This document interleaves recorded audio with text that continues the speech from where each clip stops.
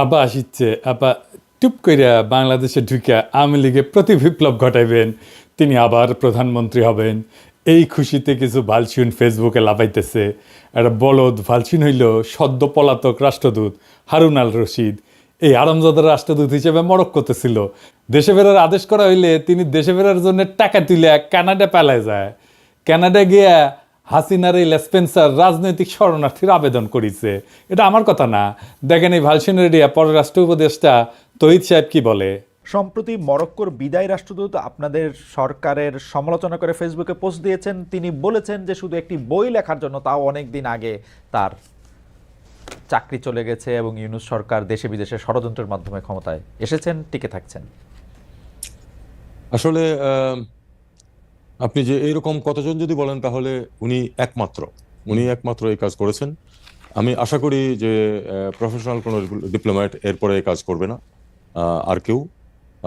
তারপরে আমাদেরকে অবশ্যই চোখ কান খোলা রাখতে হবে। উনি যে করেছেন এটা আপনাকে আমি এটুকু বলতে পারি যে উনি চলে যাওয়ার 3 সপ্তাহ আগেও একজন উপদেষ্টার কাছে তদবির করেছেন তাকে যেন অন্য কোথাও পোস্টিং দেওয়া হয়। সবচেয়ে বড় কথা, তাকে কিন্তু চাকরিচ্যুত করা হয়নি। তাকে চাকরিচ্যুত করার পরে যে উনি এটা করেছেন তা না, অথবা যে উনি যে রিজাইন করেছেন তাও না। বিষয়টা হচ্ছে যে উনি কিন্তু স্বাভাবিকভাবে তাকে ঢাকায় বদলি করা হয়েছে।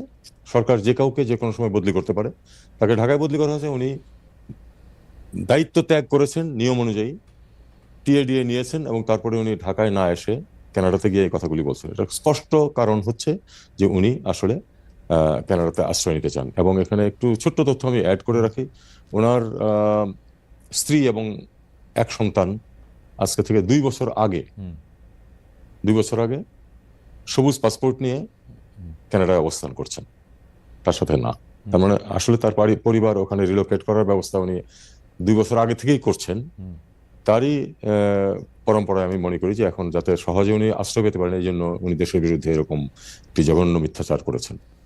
আমি আমার আগের ভিডিওতে কইছিলাম যে এই হারামজাদা নতুন হাউন আঙ্কেল রাজনৈতিক শরণার্থী হিসাবে আবেদন করবে, আর এই আবেদনটা গ্রহণযোগ্য করার পিছনে তহিদ সাহেব আপনার পররাষ্ট্র সচিব জসিমের ভূমিকা আছে।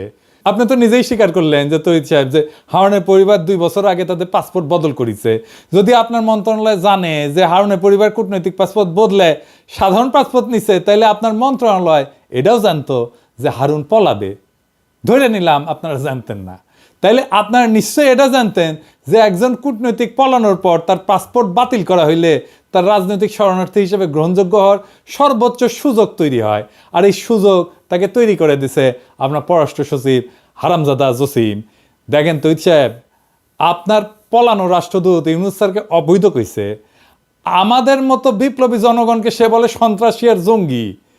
আর এই হারামজাদা হারুনকে কানাডায় থাকার বৈধতা নিশ্চিত করিচ্ছে এই হারামজাদা জসিমেক তো কিছু কই নিয়ে আজকে এডিটর সাহেব ও জাউরা সিল মেরে দেন, আরা মারেন, এটা মারেন। গত 3রা এবং 20 মার্চ আমি পররাষ্ট্র সচিবের ভারতের দালালির কিছু প্রমাণ তুলে ধরছিলাম এবং তার অপসারণের জন্য সরকারকে সময় বেঁধে দিচ্ছিলাম। সরকার আমার কথা শোনেনি।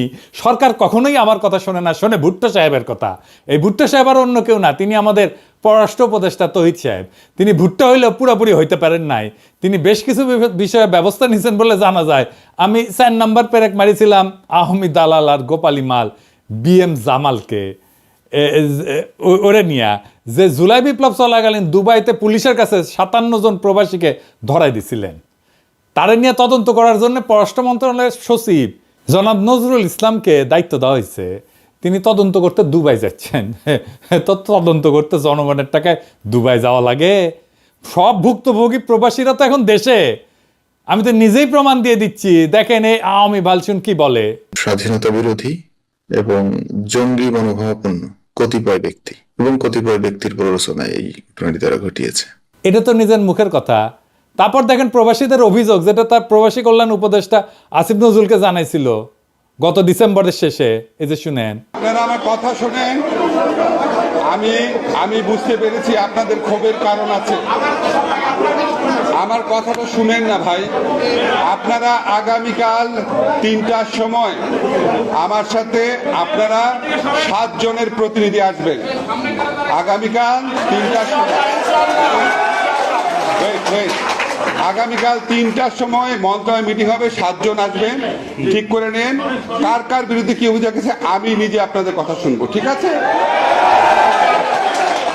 তারপর প্রবাসী কল্যাণ মন্ত্রণালয় থেকে চিঠি দেওয়া হয়েছিল, এই যে এটা এত কিছু প্রমাণ থাকার পরেও যদি আবার দুবাইতে অফিসার পাঠানো লাগে তাহলে তো আর কিছু বলার থাকে না। মানে টাকা কি খোলাম কুচি, মানে বাংলাদেশের জনগণের ট্যাক্সের টাকা কি খোলাম কুচি? দুবাই যাবে, দুবাই যে বেড়ে আসবে। হ্যাঁ, আমরা অপেক্ষায় থাকলাম যে তদন্ত কমিটি কি প্রতিবেদন দেয়। আর একদিন লাগলো কেন জসিম সাহেব? একদিন ঘাপটি মেরে বসেছিলেন জামালকে বাঁচানোর জন্য। বলছিলাম না আপনি জামালকে আপনার মধ্যে হান্দায় রাখছিলেন? আপনার স্বৈরাচারী নারীর ভিতর থেকে সব দালাল বাইর করে নিয়ে আসবো কথা দিছিলাম।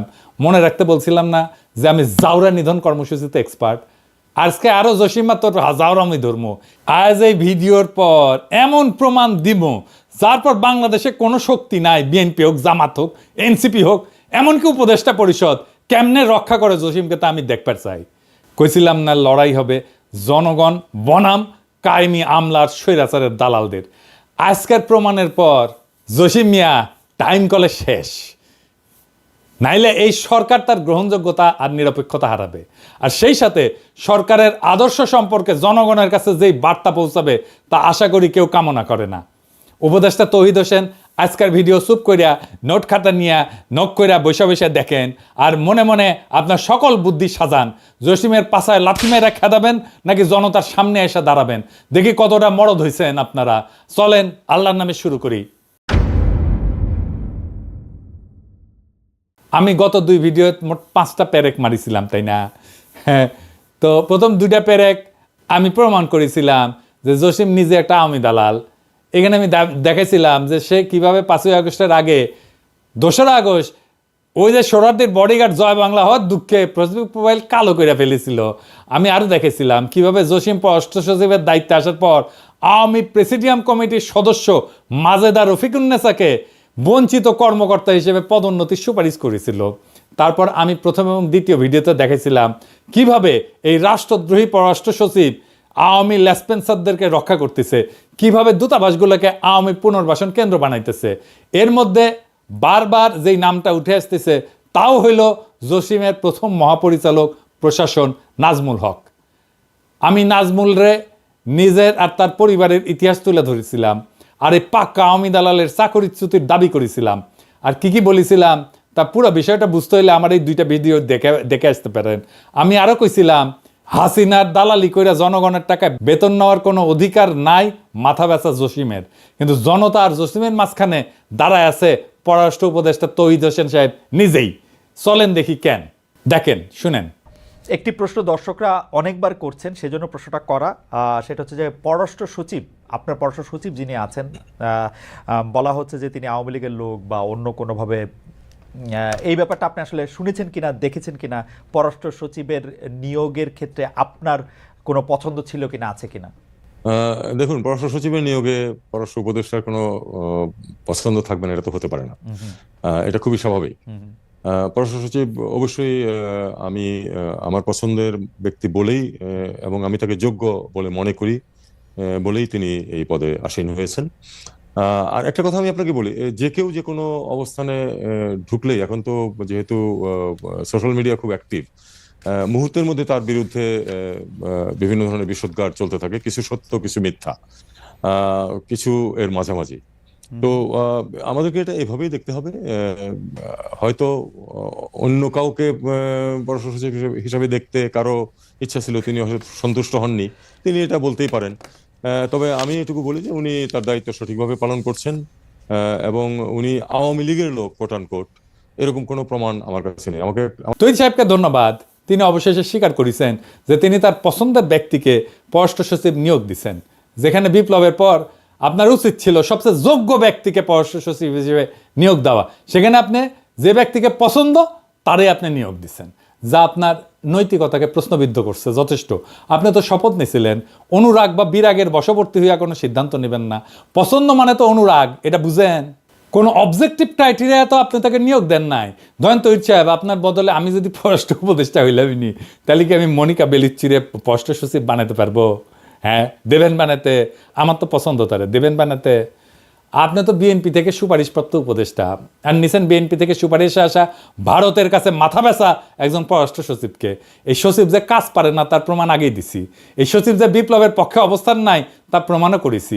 এই সচিব যে মিথ্যাচারী এবং জুলাইয়ের ন্যারেটিভ করার যোগ্যতা এবং মানসিকতা নাই সেটা আপনাকে প্রমাণ দিছি। আপনি যেহেতু তারা ডিফেন্ড করিচ্ছেন, তাই ভিডিওতে আমি আপনার প্রত্যেকটা কথা খণ্ডন করব। আমি আবারও প্রমাণ করে দেব যে কেন এবং কিভাবে জসিম ইন্ডিয়া আর আওয়ামী লীগের উদ্দেশ্য বাস্তবায়ন করছে প্রতিনিয়ত। তার আগে চলেন দেখি এই যে তৌহিদ এবং জসিমের পরিচালনায় পররাষ্ট্র মন্ত্রণালয়ের মডেলটা কেমকা। আমি এই সরকারের দায়িত্বে আসার পর থেকে বলে যাচ্ছি যে জেনারেল ওয়াকার ইন্ডিয়ার দালালি করেছে, আর এই কথা আপনাদের বুঝতে সময় লাগলো 7 মাস। এখন প্রমাণ পাচ্ছেন তো, দেখেন ওয়াকারের জন্য মায়া কান্না কাইনতেছে আওয়ামী দালাল হার্পিক মজুমদার। বাংলাদেশ সেনাবাহিনী এখনই তাদের সুবর্ণ সুযোগ যে তাদের এই পোশাক, তাদের এই ডিসিপ্লিন বাহিনীকে যারা প্রশ্নবিদ্ধ করেছে তাদেরকে কঠিন জবাব দেবার। এই 2 টাকার ফকিন্নির বাচ্চারা বাংলাদেশ সেনাবাহিনীকে এইভাবে অপদস্থ করছে, অপমান করছে, এবং একজন বাংলাদেশের নাগরিক হিসেবে প্রতিনিয়ত সেটা সহ্য করছি। কেন সহ্য করব? এখন প্রমাণ পাচ্ছেন তো, যখন দেখেন ওয়াকার বলে যে আওয়ামী লীগ ছাড়া ইনক্লুসিভ নির্বাচন সম্ভব না, ওয়াকার, তৌহিদ আর জসিম একই ভারতের সাজানো দাবার বোর্ডের 2টা ঘোড়া, যাদের লক্ষ্য হইলেও সময় এবং সুযোগ মতো রাজা এবং মন্ত্রীকে ঘায়েল করা। আজকে মেটাফরিক কোনো কথায় যাওয়ার একদম ইচ্ছা নাই, কিন্তু ওয়াকার, তৌহিদ আর জসিম যে এক নীতি দিয়ে চলতেছে তা হইল ভারতের south block model. South block জিনিসটা কি আসেন সেটা বুঝে দেখি। আপনি মাঝে মাঝে শুনবেন সাউথ ব্লক কথাটা। ইন্ডিয়া তার রাষ্ট্র পরিচালনার জন্য কেন্দ্রীয় সরকারের অধীনে থাকা মূল মন্ত্রণালয়গুলোকে 2টা ব্লকে ভাগ করে। নর্থ ব্লক, এই নর্থ ব্লকে থাকে হচ্ছে অর্থ মন্ত্রণালয়, মন্ত্রী পরিষদ, যারা মূলত দেশের আভ্যন্তরীণ বিষয় নিয়ে কাজ করে। আর সাউথ ব্লক, পররাষ্ট্র মন্ত্রণালয় থাকে এখানে, প্রতিরক্ষা মন্ত্রণালয় থাকে এইখানে, অর্থাৎ বিদেশ নীতি এবং প্রতিরক্ষা দেখে সাউথ ব্লক। 8ই আগস্ট যখন সরকার শপথ নেয় তার আগে উপদেষ্টা পরিষদ গঠন প্রক্রিয়াতে একজন ব্যক্তি ছিল, যিনি আর কেউ না, আমাদের জেনারেল ওয়াকার সাহেব, যিনি প্রত্যেক মুহূর্তে ভারতের সেনাপ্রধানের সাথে যোগাযোগ রাখতেছিলেন। এটা আমার কথা না, ভারতের সেনাপ্রধানই কয়ে দিছে। I am in touch with the chief of Bangladesh during the time of when this changeover took place. I was in constant touch with him, and even thereafter in November 24 we had a video conference also. As far as the military cooperation is concerned, is again going up in the same way. Our officers have moved there for the NDC also. There is no let up on that side. When we talk about the relationship we should talk about when there is an elected government. So as of now, the relationship is with the military is well and perfect. তখন ভারতের model অনুযায়ী বাংলাদেশের south block কল্পনা কইরা general Waker BNP ঘেঁষা লোক দিয়া পররাষ্ট্র বিষয়ে দায়িত্ব প্রদান করে, আর সেনাপ্রধান তো তাদেরই লোক। তৌহিদ সাহেব হইলেন পররাষ্ট্র উপদেষ্টা, আর তিনি বেছে নিলেন পছন্দের মানুষ দেশদ্রোহী জসিমকে, যিনি কূটনীতির পরিপূর্ণ জ্ঞান রাখেন না। বলদ পররাষ্ট্র সচিব এবং তারে দিয়া ভারতের দালালি বাস্তবায়ন করানো সম্ভব। দেখেন না, যখন ওয়াকার এবং সেনাবাহিনী সকল শিষ্টাচার ভঙ্গ কইরা পররাষ্ট্র মন্ত্রণালয়কে অবজ্ঞা কইরা জাতিসংঘের প্রতিবেদনকে চ্যালেঞ্জ করে, তখন আপনারা পররাষ্ট্র মন্ত্রণালয় থেকে কিছুই বলেন নাই কেন? কারণ সাউথ ব্লক মডেল, যার অধীনে আপনারা আওয়ামী লীগের পুনর্বাসনের কাজ করে যাচ্ছেন। কিন্তু জসিম তো ধরা খাইয়া গেছে, তৌহিদ সাহেব আপনিও ধরা খাইতেছেন। আপনার সাউথ ব্লক মডেল ফেল। আপনারা সবাই মিলে দেশের ভাবমূর্তি বিনষ্টে যে মেটিকুলাস প্ল্যান নিয়ে আগাইতেছেন, তা কলে পররাষ্ট্র মন্ত্রণালয়ের পিছন দিয়ে হান্দায় দেবো। আমি পিনাকি যথেষ্ট এক কাজে। ভারতকে বলেন নতুন প্ল্যান দিতে। হাসিনার বাসা তো আপনার দূতাবাস খুঁজে বের করতে পারে নাই, আমি বের করেছি। আপনাদের দিল্লি দূতাবাসে ডিজিএফআই আর এনএসআই থাকে না, ওটা কি বৈশা ল্যাজ মলে? যাদের নিয়োগ দিচ্ছেন তাদের কাজটা কি? কেন আমাদের খুঁজে বের করতে হয় এগুলা? হাসিনা ভারতের ঠিকানা বাইর করতে পারলে আপনাদের প্ল্যান বের করতে পারুন না? আমি কি মনে করেন নিজেদের হারকিউলিস? হ্যাঁ, জসিম তো হারকিউলিস, আর তৌহিদ সাহেব আপনি কি রবিনহুড? আপনাদের স্পেনে এখনো রাষ্ট্রদূত হিসেবে রাখিয়েছেন সারওয়ার মাহমুদকে। এর কি আপনারা চিনতেন না? সেনাবাহিনীতে যেমন কদমবুসি জেনারেল ছিল না এটা, হ্যাঁ, তেমনি আপনার পররাষ্ট্র মন্ত্রণালয়ে কদমবুসি রাষ্ট্রদূত আছে 2টা, আমরা চিনি কলে। হ্যাঁ, তার মধ্যে এডা হইতেছে এটা সারওয়ার। সারোয়ার রংপুর কারমাইকেল কলেজের ছাত্রলীগের নেতা ছিল এবং 5ই আগস্টের পর থেকে এই রাষ্ট্রদূত এখনো চাকরিতে আছে। কিভাবে? এই রাষ্ট্রদূতের অন্যতম কাজ ছিল প্রফেসর ইউনূসের সাথে স্পেনের সেই বিশেষ সম্পর্ককে বাধাগ্রস্ত করা। সেই রাষ্ট্রদূতকে আপনারা সরাইতে পারেন নাই, যে সারাক্ষণ কদমবুসি করতো, হাসিনারে সালাম করতো পায়ে হাত দিয়া। এখন আবার তারা আপনার রাষ্ট্রদূত বানাইতেছেন ফিলিপাইনে। হ্যাঁ, জসিম সাহেব, চমৎকার চমৎকার। হ্যাঁ, আপনারা ব্রাজিলের রাষ্ট্রদূত হিসেবে নিয়োগ দিতেছেন তহিদুল ইসলামকে, যিনি আলগা মোমেনের এতটাই খাস লোক যে তার জন্য আলগা মোমেন কি বলছে একবার শুধু দেখে আসি, আসেন শুনেন। আমার পররাষ্ট্র মন্ত্রণালয়ে আমাদের অনেক ডিপ্লোমেট আছে। আমাদের একজন diplomat, he is a success story. সে মেডিকেল ডাক্তার, সে ঢাকা থেকে MBBS পাশ করে তখন সে ফার্স্ট হয়। তারপরে সে যখন অ্যাডমিনিস্ট্রেটিভ পরীক্ষা দেয় ওইটা তো সারা বাংলাদেশে ফার্স্ট হয়। তারপরে তার ব্যাচের ফার্স্ট বয়সে অত্যন্ত ভালো তুকর ছেলে। এখন ওরে ঠেনে কিভাবে নামানো যায় তার জন্য তার মন্ত্রণালয়ের লোকজনই, তারই বন্ধু বান্ধবরা কন্টিনিউয়াসলি করে। বাংলাদেশ 4টা বড় বড় ইউএনএতে 4টা বড় রেজলিউশন নেয়। একটা হচ্ছে আমাদের ওই যে কালচার অফ পিস, হ্যাঁ, সংস্কৃতি, শান্তির সংস্কৃতি। আর দুটো বড় জনে, একটা হচ্ছে গিয়ে অটিজম এন্ড আদার ডিসাবিলিটিজ, এর উপরে একটি মাননীয় প্রধানমন্ত্রীর অত্যন্ত প্রিয় রেজলিউশন। আরেকটা হচ্ছে পিপলস এম্পাওয়ারমেন্ট, মানুষের ক্ষমতায়ন। এই দুটো প্রপোজাল এই ছেলে, ও তখন কাউন্সিলর ছিল ইউএনওতে, এবং সে অসম্ভব তুখর ছেলে, অত্যন্ত ব্রাইট এন্ড ইন্টেলিজেন্ট। তাকে আমরা নমিনি করি। সে আমাদের বর্তমানে অ্যাম্বাসেডর ইন সিঙ্গাপুর। তাকে আমরা কিসে দেই? এই যে ভিয়েনাতে। সেখানে যেহেতু মাল্টিন্যাশনাল কাজ আছে, আমাদের ধারণা, আমাদের যেমন ইউনিডিও আছে ওখানে, আমাদের দেশে ইউনিডিও কোনো কাজ করে না। এটা UNIDO is a great institution, যাতে ইন্ডাস্ট্রিয়ালাইজেশন। আমরা এই জন্য সিদ্ধান্ত নিলাম ওকে ওখানে দেব, because he is a doer, he is a performer. কিন্তু তার শত্রু আছে। শত্রু ওখানে গিয়ে, সে যখন মিলানে কাউন্সিল জেনারেল ছিল, চায়নাতে ছিল কাউন্সিল জেনারেল থাকা অবস্থায় কোনো একটা মেয়েকে তার পিছনে, সে ব্যাচেলর, তো একটা পিছনে লাগায় দেয়, লাগায় একটা কেলেঙ্কারি করার চেষ্টা করে। তখন তাকে উইথড্র করা হয়, সাসপেন্ড করা হয়, অনেক ইনভেস্টিগেশন হয়, সরকারের অনেক আপনাদের টাকা, ট্যাক্সপেয়ারের টাকা খরচ করা হয়। পরে দেখা যায় একেবারে বানোয়াট, একেবারে অলিক। So he has been proved যে সব বানোয়া। তারপরে এইরকম, তারপর তার প্রমোশন হয়, তার অ্যাম্বাসেডর হয়। এখন তার বিরুদ্ধে আবার লাগছে একদল, তারই বন্ধু বান্ধব হবে, আর নাইলে পত্রিকায় গুলো যাবে। হি is a very good officer. আমি যতদিন আছি আই উইল ডিফেন্ড। হাসিনা পছন্দের কাজ করছে, আলগা মোমেন যাকে সবসময় ডিফেন্ড করবে, এমন লোকের ডিফেন্ডার হইলো এখন তহিদ সাহেব আর জসিম সাহেব। আপনারা ওরে ব্রাজিল পাঠাতেছেন একটা গভীর ষড়যন্ত্রের অংশ হিসেবে। ব্রাজিল হইল দক্ষিণ আমেরিকাতে বাংলাদেশের একমাত্র দূতাবাস, যেখানে এই সরকারের বিরুদ্ধে গোপনে অপকর্ম করার জন্য আলগা মোমেনের এই খাস লোকের সেইখানে পদায়ন দেওয়া হইতেছে। ওইখানে ভারতের দূতাবাস আছে মোট 11টা। ব্রাজিলিয়াতে আছে, রিও ডি জেনেরোতে আছে, বুয়েন্স আয়ার্সে আছে, সিলিতে আছে, গায়নায় আছে, কলম্বিয়াতে আছে, ইকুয়েডরে আছে, পেরুতে আছে, সুরিনামে আছে, ভেনেজুয়েলাতে আছে এবং প্যারাগুয়েতে আছে। তার মানে ভারতের সাথে অবাধ তথ্য পাচারের জন্য আর কি লাগে? যেখানে যা করা দরকার, বা ভারতের যেসব বুদ্ধি ঢাকাতে বা দিল্লিতে পাচার করা দরকার, তার জন্য এক তৌহিদি ভরসা। আর তৌহিদ তার মাথা ব্যথা লুচ্চা সচিব জসিমউদ্দিনের ভরসা উঠতেছে এই ব্রাজিলে পাঠানো নতুন রাষ্ট্রদূত। আর এটা বলি, আপনার ব্রাসেলস মিশনে বিজয় দিবসের অনুষ্ঠানে পলাতক পররাষ্ট্রমন্ত্রী হাসান মাহমুদের ছোট ভাই যে আওয়ামী দলবল নিয়ে দূতাবাসের অনুষ্ঠানে গেছিল, তার বিষয়ে আপনি কোনো ব্যবস্থা নিচ্ছেন? নেন নাই। কেন নেন নাই? তখন দূতাবাসের দায়িত্ব ছিল প্রীতি রহমান, যাকে আপনারা দিল্লিতে উপ হাই কমিশনার পদে পদায়ন করেছেন। কি সুন্দর সব অঙ্ক মিলে যেতেছে। প্রীতি রহমান তো দিল্লিতে হাসান মাহমুদের বার্তা পৌঁছে দিবে আপনাদের গডমাদার গণহত্যাকারী হাসিনার কাছে। ব্রাসেলস দূতাবাসের এই কাজ নিয়ে আমি ফেসবুকে পোস্ট করেছিলাম, কিন্তু আপনার হারকিউলিস পররাষ্ট্র সচিব তো একেবারে নির্বিকার। কি জবাব দিবেন আপনি তহিদ সাহেব? আমার কথা কি সত্য, মিথ্যা, নাকি আংশিক সত্য, নাকি আংশিক মিথ্যা? কি তহিদ সাহেব, কথা বাইরে হইতেছে না মুখ দিয়া? আসেন এবার তহিদ সাহেবের সকল কথা খণ্ডন করি। আওয়ামী লীগের আরেক সফট লেসপেন্সার খালেদ মহিউদ্দিনকে সাক্ষাৎকার দিচ্ছেন, তাই না? আমি কয়টা বিষয় খুঁজে পেয়েছি। 1 নাম্বার হইতেছে ওইখানে যা কইছেন পররাষ্ট্র সচিব আপনার লোক। 2 নাম্বার, পররাষ্ট্র সচিবের বিষয়ে সমালোচনা করে যারা, কারণ তারা অন্য কাউকে পররাষ্ট্র সচিব দেখতে চায়। 3 নাম্বার, পররাষ্ট্র সচিবের বিরুদ্ধে আনা অভিযোগগুলা কিছু সত্য, কিছু মিথ্যা, কিছু আংশিক সত্য আর কিছু আংশিক মিথ্যা। 4 নম্বর পররাষ্ট্র সচিব ভালো কাজ করছে এবং আপনি তার আওয়ামী সংশ্লিষ্টতার কোনো প্রমাণ পান নাই। চলেন আপনার প্রমাণ দিয়ে আগে শুরু করি। আপনার মন্ত্রণালয়ের ওয়েবসাইট দেখে আসি।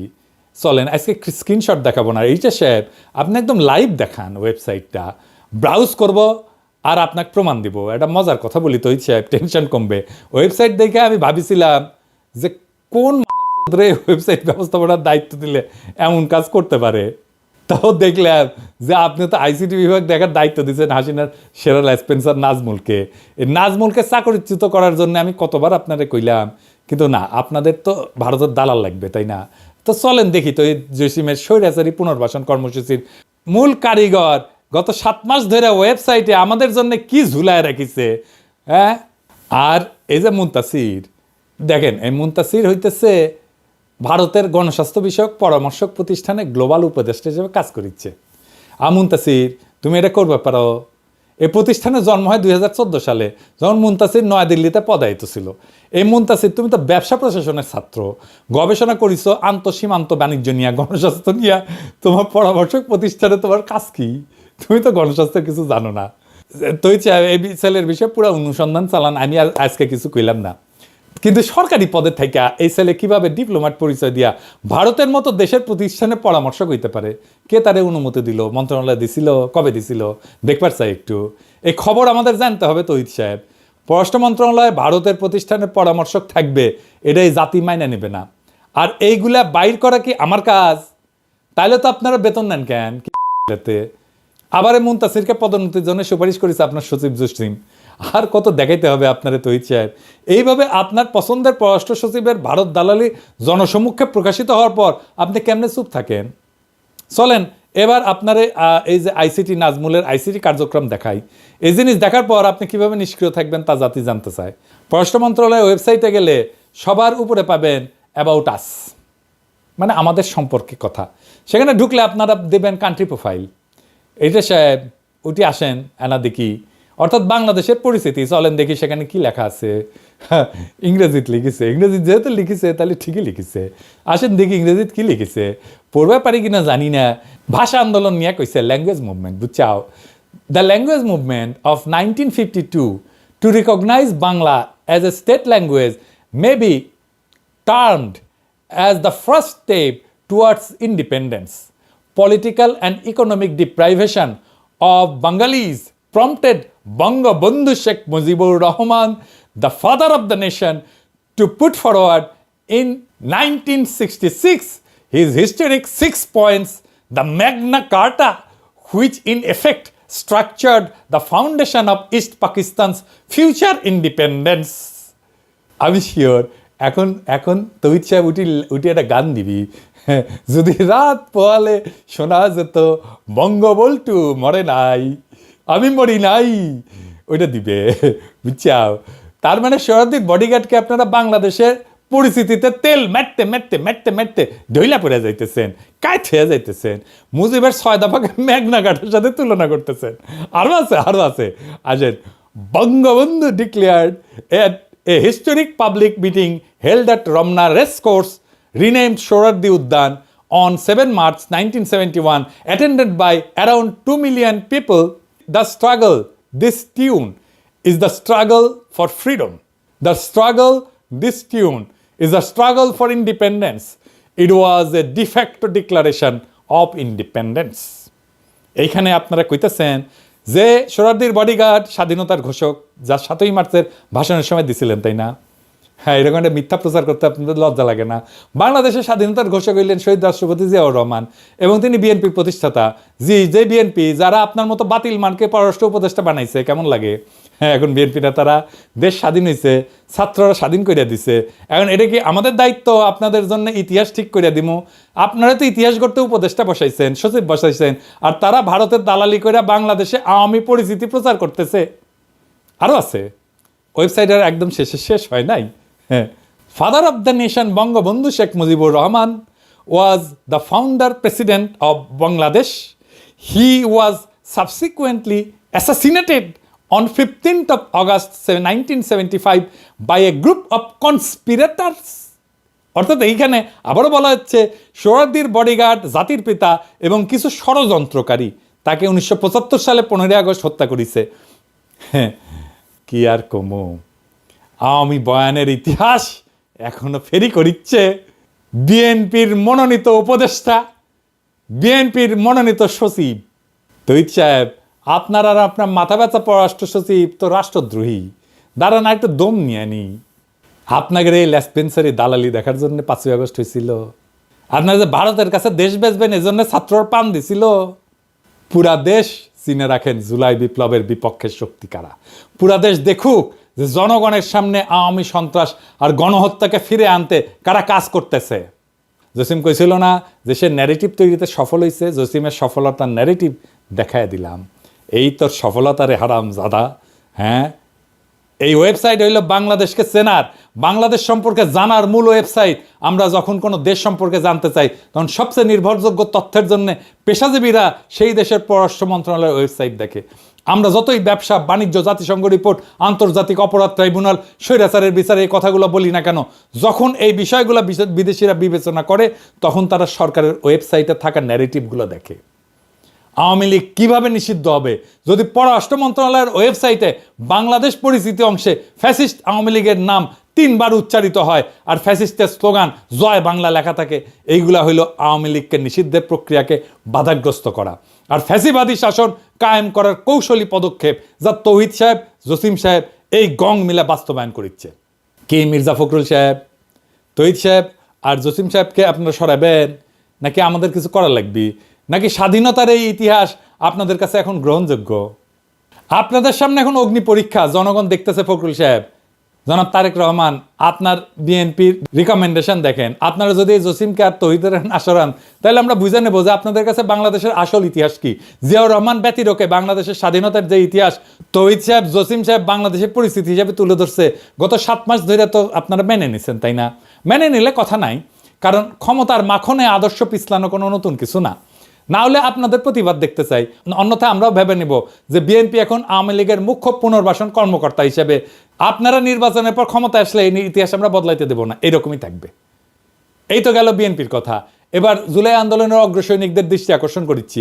তোমরা দেখো যে আবু সাইদের রক্তের ইতিহাস আজ তৌহিদ, জসিম, নাজমুলদের স্বৈরাচারী গ্রাসে পর্যদুস্ত। তোমরা দেখো মুগ্ধর আত্মত্যাগ এখন তৌহিদ, জসিম, নাজমুলদের খুনি হাসিনাকে ফিরে আনার প্রতি বিপ্লব। তোমরা দেখো তোমাদের গড়া ইতিহাস নিয়ে তোমাদের কান্দে চইরা ক্ষমতায় বসা কিছু আওয়ামী দালাল তাদের ভবিষ্যৎ নিশ্চিতের শকুনি হাসি দিচ্ছে। তোমরা দেখো তোমাদের আর নতুন বাংলাদেশের মাঝে বসে ভারতের দালালি করা কিছু হায়না কিভাবে দেশকে উপস্থাপন করতেছে। এই ঘটনা দেখার পর যদি তোমাদের রক্তে আর একটা বিপ্লব টকবক করে ফুটে না ওঠে তাহলে তোমরাও এই জাতির কাছে নিজেদেরকে কলঙ্কিত করবা। এবার তৌহিদ সাহেব আপনার বক্তব্যের 4 দফাতে আসি। প্রথম দফা, আপনি বলছেন পররাষ্ট্র সচিব আপনার লোক, তাই তার সব কাজের দায় আপনার। এই ব্যাপারে আপনার দায়িত্ব এড়ানোর কোনো সুযোগ নেই। দ্বিতীয় দফা, আপনি বলছেন যে পররাষ্ট্র সচিবের বিষয়ে সমালোচনা আছে, কারণ যারা সমালোচনা করছে তারা অন্য কাউকে পররাষ্ট্র সচিব দেখতে চায়। হ্যাঁ চাই, কোনো সমস্যা? এরকম ভারতের দালাল আর বিপ্লবের সাথে বেইমানি করা পররাষ্ট্র সচিবকে কে রাখতে চায়? আপনি ছাড়া। এইরকম ভারতের কাছে মাথা ব্যথা পররাষ্ট্র সচিব কে রাখতে চায়? আপনি রাখতে চান। এরকম হাসিনার আওয়ামী দালাল পররাষ্ট্র সচিবকে রাখতে চায় আপনি। আমি ভাবছিলাম জসিমের প্রতি একটু সদয় হব, গত 4 মাস ধরে ওয়েবসাইট দেখতেছি, শুধরানোর সুযোগ দিছি, কিন্তু আপনার হারকুলিস জসিম সেই কথা বুঝে নাই। আমি এমনি কথা কই না তৌহিদ সাহেব, জসিমের যেন চাকরি না যায়, মানে পরিবার নিয়ে যেন ঠিক মতো চলতে পারে, সেই জন্য তার প্রতি দয়া করে সব কথা বলি নাই। আপনি জসিমের পক্ষে চ্যালেঞ্জ করে আমাকে অনেক কথা বলতে বাধ্য করেছেন, লাগলে অডিও ভিডিও কিছু বাদ দিব না, তবু জসিমের মতো রাষ্ট্রদ্রোহীকে দিয়ে পররাষ্ট্র মন্ত্রণালয় চালাইতে পারবেন না, ফুল স্টপ। আমি কইছি না জান কালা কালা কইরা দিব, শুরু কইরা দিছি কলে। আমাদের কোনো পছন্দ নাই, আমরা সেরা অফিসারকে চাই যে আপনাদের অপকর্ম মুইসা প্রফেসর ইউনূস স্যারের নেতৃত্বে সরকারের কূটনৈতিক অবস্থান তৈরির জন্য কাজ করবে এবং বিপ্লবের সঠিক ন্যারেটিভ তুলে ধরবে। তৃতীয় দফা, পররাষ্ট্র সচিবের বিরুদ্ধে আনা অভিযোগগুলো কিছু সত্য, কিছু মিথ্যা, আর কিছু আংশিক সত্য আর আংশিক মিথ্যা। বলেন কোনটা কোনটা মিথ্যা? জসিমের মাজেদা রফিকুন নাসিরকে সুপারিশ করা মিথ্যা? জসিমের ফেসবুক পোস্ট মিথ্যা? 2রা আগস্ট না হয় তিনি আওয়ামী লীগের চাপে এই কাজ করছেন, কিন্তু আপনার কয়জন রাষ্ট্রদূত এই কাজ করেছেন? খুব বেশি হলে 6 থেকে 7 জন। সব চাপ খালি জসিমের উপরে, তাই না? এত মিথ্যা কথা কিভাবে বলেন তৌহিদ সাহেব? জসিম এই কাজ করছে কারণ তার কয়দিন আগে সে হাসিনারে পার্সোনালি তেল দিছে চীন সফরের সময়, আর আগস্টে আরেকবার তেল দিছে কারণ সে পররাষ্ট্র সচিব হইতে চায়। কিন্তু 5ই আগস্ট গদি উল্টানোর পর তিনি ভোল পাল্টাইতেছেন। তারপর আসেন আপনার ওয়েবসাইটে শেখ হাসিনার নিউরাল নেটওয়ার্কের প্রেতাত্মা ঘুরে বেড়ানো কি মিথ্যা? লস অ্যাঞ্জেলেসে থাকা সামিয়া, আলাউদ্দিন আর টরেন্টোর কনসাল জেনারেল ফারুক, এরা কি মোমেন শাহরিয়ার আলমের দোসর ছিল না? ফ্লোরিডার কনসাল জেনারেল সোহেলি কি জুলাই বিপ্লবের সময় পররাষ্ট্র মন্ত্রণালয়ের মুখপাত্র ছিল না? ছাত্রদের বিপক্ষে সে কি কথা বলে নাই? হাসিনার সহকারী প্রেস সচিব সারোয়ার আলম সরকারের পরিচালক পদে পদায়ন এবং পদোন্নতি কি মিথ্যা? নাজমুলের আওয়ামী যোগাযোগ কি মিথ্যা? বিএম জামালের রাসপেন্সারি কি মিথ্যা? কদমবুসি রাষ্ট্রদূত সারোয়ার মাহমুদের 7 মাস পদে থাকা কি মিথ্যা? আপনার ওয়েবসাইটে বাংলাদেশের ইতিহাসে প্রহসনমূলক উপস্থাপন কি মিথ্যা? বলেন তৌহিদ সাহেব। চতুর্থ দফা, আর প্রমাণ করার কিছু নাই। ওয়েবসাইট দেখাই আমি শেষ প্রমাণ দিলাম যে আপনার পররাষ্ট্র সচিব আওয়ামী দালাল। এইবার কি আপনি তারা ডিফেন্ড করবেন? করেন সাহস থাকলে। পুরা দেশ আর দেশের জনগণ দেখবে তখন পররাষ্ট্র মন্ত্রণালয় তার সর্বোচ্চ নেতৃত্ব আওয়ামী লীগের দালালি করতেছে। তখন আমরা মানে জনগণ এবং রাষ্ট্রের সাংবিধানিক মালিক এই মর্মে সিদ্ধান্ত নিব যে আমাদের টাকায় পররাষ্ট্র মন্ত্রণালয়ের কোনো বরাদ্দ হবে না। হাসিনার দালালি করলে ভারত থেকে টাকা আয়না করেন তৌহিদ সাহেব। বাংলাদেশের টাকা না, বাংলাদেশের ট্যাক্সের টাকায় দালালি করা যাবে না ভারতের। আর তা না হইলে এই ভিডিও প্রকাশের 48 ঘন্টার মধ্যে জসিম নাজমুলের পাশে লাঠি দিয়া মন্ত্রণালয় থেকে বাইর করেন, নইলে আমরা আপনাদের সরানোর 1 দফা আন্দোলনে নামবো। পররাষ্ট্র মন্ত্রণালয়ের সামনে গরু ফেলামো আর জিয়াফত দেবো, গরু ফেলামো আর জিয়াফত দেবো। ভারতের দালালি করা একদম হান্দায় দেবো পিছন দিয়া। 2বার বলছি, এই শেষ কথা আবারও বলতেছি, জসিম আর 1 মুহূর্ত পররাষ্ট্র সচিবের পদে থাকতে পারবেন না। ইউনূস স্যার আর উপদেষ্টা পরিষদ আপনারা আমার কথা শুনেন নাই। আপনারা জসিমরে পররাষ্ট্র সচিব রাখছেন এই বাটপার আপনাদের চোখের সামনে বৈশা তার মন্ত্রণালয়ের ওয়েবসাইটে আওয়ামী দালালির প্রমাণ রেখা ঘুরে বেড়াতেছে। আর আপনারা জসিমরে নিয়ে উপদেষ্টা পরিষদের মিটিং করেন। জসিম যদি পররাষ্ট্র সচিব থাকে তাহলে আপনাদের মুখে বিপ্লবের সপক্ষে আর কোনো কথা শুনতে চাই না। আমি আর ডেডলাইন দিব না, আমি এখন সময় দেখব কত তাড়াতাড়ি এই জাতির কলঙ্ক মোছার কাজে আপনারা হাত দেন। আমরা ফলাফল দেখব। না হলে আমি যদি লোকজন নিয়ে পররাষ্ট্র মন্ত্রণালয় ঘেরাও করি আর লাঠি দিয়া তৌহিদি জসিমরে পররাষ্ট্র মন্ত্রণালয় থেকে বের করি, আমাদের দোষ দিবেন না। ওর ছায়া আমরা দেখতে চাই না, 1 মুহূর্ত না। বিপ্লবের বিপক্ষের শক্তিকে চেয়ারে বসায় রেখা আর যাই হোক নতুন বাংলাদেশ হবে না। ঈদের আগে বাংলাদেশের জনগণকে জসিম মুক্ত পররাষ্ট্র মন্ত্রণালয় আপনি উপহার দিতে পারেন নাই, ঈদের পরে দেন। এবার জনতাকে ঈদের উপহার দিলেন, জনতা ঈদের উপহার নাই কিছুদিন পরেই নিল, খুশি হইল। হয় বাংলাদেশে আওয়ামী মুক্ত পররাষ্ট্র মন্ত্রণালয় থাকবে না, নয় আমরা জনগণ থাকবো, দেখি কার শক্তি জয়যুক্ত হয়। কথা ফাইনাল, জসিম যদি থাকে প্রত্যেক সপ্তাহে এইরকম 1টা করে এপিসোড যাবে আর জান কালা কালা কইরা দেব, গণশত্রু বানায় দেব তৌহিদ সাহেব আপনারে। Mind it. আবার আপনারে মনে করায় দিই, বাঘে চুলে 18 ঘা, পুলিশে চুলে 36 ঘা, পিরাগে চুলে জয় বাংলা। ইনকিলাব জিন্দাবাদ।